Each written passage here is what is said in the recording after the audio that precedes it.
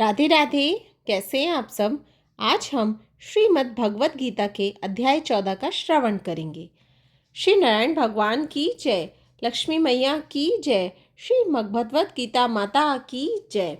अथ चतुर्दशो अध्याय। श्री भगवानोवाच। श्री भगवान बोले, ज्ञानों में भी अति उत्तम उस परम ज्ञान को मैं फिर कहूँगा जिसको जानकर सब मुनिजन इस संसार से मुक्त होकर परम सिद्धि को प्राप्त हो गए हैं। इस ज्ञान को आश्रय करके अर्थात धारण करके मेरे स्वरूप को प्राप्त हुए पुरुष सृष्टि के आदि में पुनः उत्पन्न नहीं होते और प्रलय काल में भी व्याकुल नहीं होते। हे अर्जुन, मेरे महत ब्रह्म रूप मूल प्रकृति संपूर्ण भूतों की योनि है, अर्थात गर्भाधान का स्थान है, और मैं उस योनि में चेतन समुदाय गर्भ को स्थापन करता हूँ और उस जड़ चेतन के संयोग से सब भूतों की उत्पत्ति होती है। हे अर्जुन, नाना प्रकार के सब योनियों में जितनी मूर्तियां था शरीरधारी प्राणी उत्पन्न होते हैं, प्रकृति तो उन सबकी गर्भ धारण करने वाली माता है और मैं बीज को स्थापन करने वाला पिता हूँ। हे अर्जुन, सत्वगुण, रजोगुण और तमोगुण ये प्रकृति से उत्पन्न तीनों गुण अविनाशी जीवात्मा को शरीर में बांधते हैं। हे निष्पाप, उन तीन गुणों में सत्वगुण तो निर्मल होने के कारण प्रकाश करने वाला और विकार रहित है। वह सुख के संबंध से और ज्ञान के संबंध से अर्थात उसके अभिमान से बांधता है। हे अर्जुन, राग रूप रजोगुण को कामना और आसक्ति से उत्पन्न जान। वह इस जीवात्मा को कर्मों के और उनके फल के संबंध से बांधता है। हे अर्जुन, सब देहाभिमानियों को मोहित करने वाले तमोगुण को तो अज्ञान से उत्पन्न जान। वह इस जीवात्मा को प्रमाद, आलस्य और निंद्रा के द्वारा बांधता है। हे अर्जुन, सत्वगुण सुख में लगाता है और रजोगुण कर्म में और तमोगुण तो ज्ञान को ढककर प्रमाद में भी लगाता है। हे अर्जुन, रजोगुण और तमोगुण को दबाकर सत्व गुण और तमोगुण को दबाकर रजोगुण, वैसे ही सत्व गुण और रजोगुण को दबाकर तमोगुण होता है अर्थात बढ़ता है। जिस समय इस देह में तथा अंतःकरण और इंद्रियों में चेतना और विवेक शक्ति उत्पन्न होती है, उस समय ऐसा जानना चाहिए कि सत्व गुण बड़ा है। हे अर्जुन, रजोगुण के बढ़ने पर लोभ प्रवृत्ति, स्वार्थ बुद्धि से कर्मों का सकाम भाव से आरंभ, अशांति और विषय भोगों की लालसा, यह सब उत्पन्न होते हैं। हे अर्जुन, तमोगुण के बढ़ने पर अंतःकरण और इंद्रियों में अप्रकाश, कर्तव्य कर्मों में अपरिवर्ती और प्रमाद अर्थात व्यर्थ चेष्टा और निंद्रादि अंतःकरण की मोहनी वृत्तियां, यह सभी उत्पन्न होते हैं। जब यह मनुष्य सत्व गुण की वृद्धि में मृत्यु को प्राप्त होता है, तब तो उत्तम कर्म करने वालों के निर्मल दिव्य स्वर्गादि लोकों को प्राप्त होता है।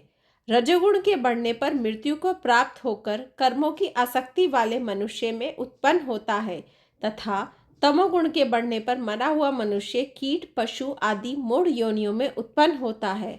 श्रेष्ठ कर्म का तो सात्विक अर्थात सुख, ज्ञान और वैराग्य आदि निर्मल फल कहा है। राजस कर्म का फल दुख और एवं तामस कर्म का फल अज्ञान कहा जाता है। सत्वगुण से ज्ञान उत्पन्न होता है और रजोगुण से निसंदेह लोभ तथा तमोगुण से प्रमाद और मोह उत्पन्न होते हैं और अज्ञान भी होता है।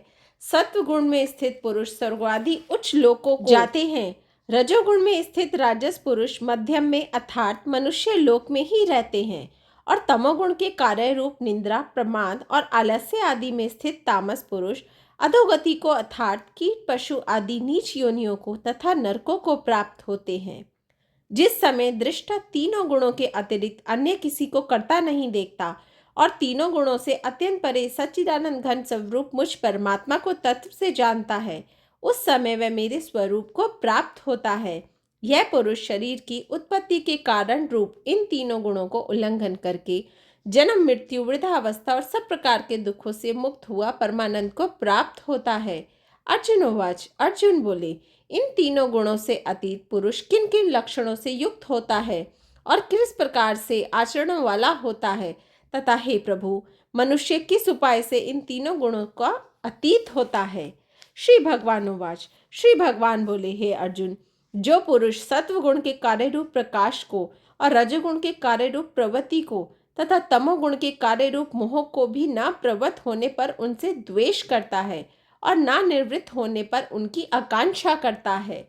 जो साक्षी के सदृश स्थित हुआ, गुणों के द्वारा विचलित नहीं किया जा सकता और गुण ही गुणों में बरतते हैं, ऐसे समझता हुआ जो सच्चिदानंद घन परमात्मा में एक ही भाव से स्थित रहता है एवं उस स्थिति से कभी विचलित नहीं होता, जो निरंतर आत्मभाव में स्थित है, दुख सुख को समान समझने वाला, मिट्टी पत्थर और स्वर्ग में समान भाव वाला, ज्ञानी प्रिय तथा अप्रिय को एक सा मानने वाला और अपनी निंदा स्तुति में भी समान भाव वाला है, जो मान और अपमान में सम है, मित्र और वैरी के पक्ष में भी सम है एवं संपूर्ण आरंभों में कर्तापन के अभिमान से रहित है, वह पुरुष गुणातीत कहा जाता है।